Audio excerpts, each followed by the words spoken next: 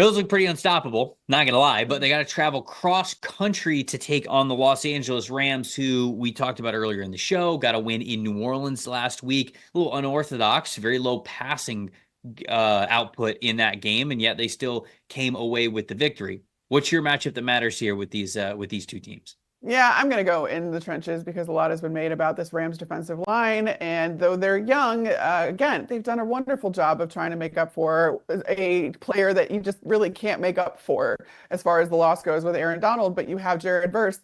He's the leader in pass rush win percentage for the Rams at 18.5%, followed by Byron Young and then Kobe Turner.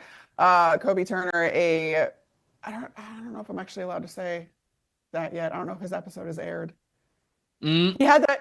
There's something I know about Kobe Turner that has nothing to do with stats, and I don't know if it's actually if I'm allowed to say it publicly. I wouldn't. I wouldn't. I'm going to err on the side. I know. I'm going to err on this, but he has a wonderful personality. I will say that about Kobe Turner. I don't know if you saw that he did the Wicked choreography. When he was practicing Ariana Grande's choreography from one of the musical numbers in the Wicked movie, and I don't know.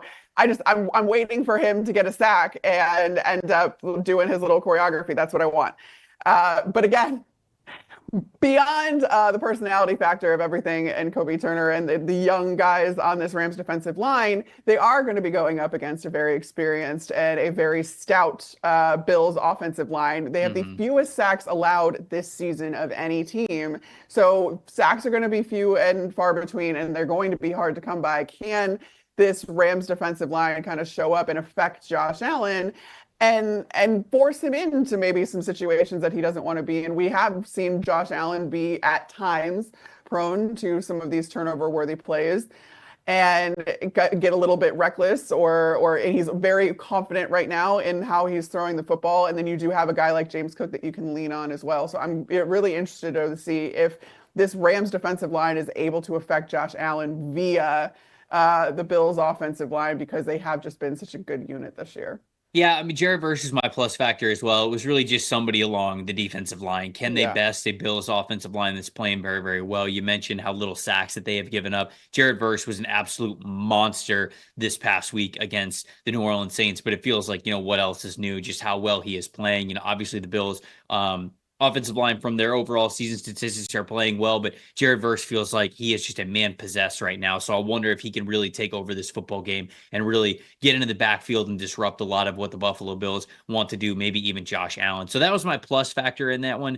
My matchup that matters, Rams cornerbacks over the last month this season, 51.0 coverage grade. That's bottom 5 in the NFL. And so this has been a weak point of the Rams defense. I think when you have your eye to the offseason and improving this team next year, a corner is going to be very, very high on their list, whether it comes to the first round of the NFL draft or maybe in free agency. So improved cornerback play is going to be something that they'll focus on this offseason, but it's not going to help them this week. And you're going up against a Bills passing attack that is pretty diverse. I mean, you got a lot of different weapons to throw the ball to, and it feels like they can focus on different things every single week. They can focus on size and contested catches one week. They can focus on more after the catch stuff with Khalil Shakir and Amari Cooper. And so there's just so many different ways that this Buffalo Bills offense can attack you. And I've talked about it over the last few weeks. I think this is the most balanced offense in the NFL, especially them and the Detroit Lions, right? It's hard to kind of split hairs about how well these teams are moving the ball. And it just feels like they are so in control at all times, specifically with how well Josh Allen is playing for the Buffalo Bills, and how even when one area is a little bit down, he can make up for it with his talent level. So to me, the Bills passing weapons in particular against a Rams cornerback unit that has really struggled this season, are they going to be able to hold their end of the bargain, or is this just going to be an absolute flamethrower shootout out in LA? What's your plus factor here? Yeah, my plus factor is the flame-throwing shootout between these two quarterbacks, just given how good both of them are. I mean, Josh Allen has, I think, the leading odds now in his MVP case. And yes, exactly. Rightfully so. 86.3 PFF grade overall. That's actually 6th among quarterbacks. But Matthew Stafford has had last 4 weeks, all 4 games had above a 70 PFF grade. And it's interesting too, because you look at both of these guys, and while they both have kind of a gunslinging potential, they're overall kind of beating you in different ways. Josh Allen has the second most explosive plays or plays down the field, where he's second to only Anthony Richardson, and you know why that is. But Josh Allen is really making big time throws happen. His big time throw percentage second to Anthony Richardson, and then you have Matt Stafford, who relies a lot more on kind of getting the ball out a lot quicker, right? He's got the seventh, I believe, quickest time to throw in the league, so top 10 there. And he really just kind of identifies very quickly, processes very quickly exactly where he needs to go with the football. So it's not necessarily a big time throw percentage. He doesn't rank in the top 10 there, but he very efficiently moves the ball down the field on you. And has guys that can do it for him too. He's got receivers that rank in some of the top numbers for yards after the catch.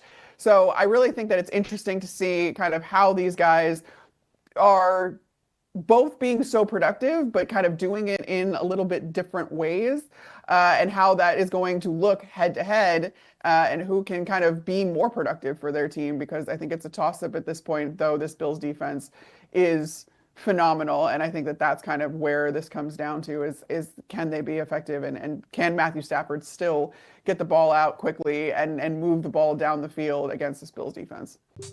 Thanks for watching, everybody. Make sure you like and subscribe the video. And if you don't have a PFF Plus subscription, you can get one to see all the premium stats that we talked about here on the show, plus the expert betting and fantasy advice over at subscribe.pff.com. The description is also right below, so if you are not a PFF Plus subscriber, you can come one today.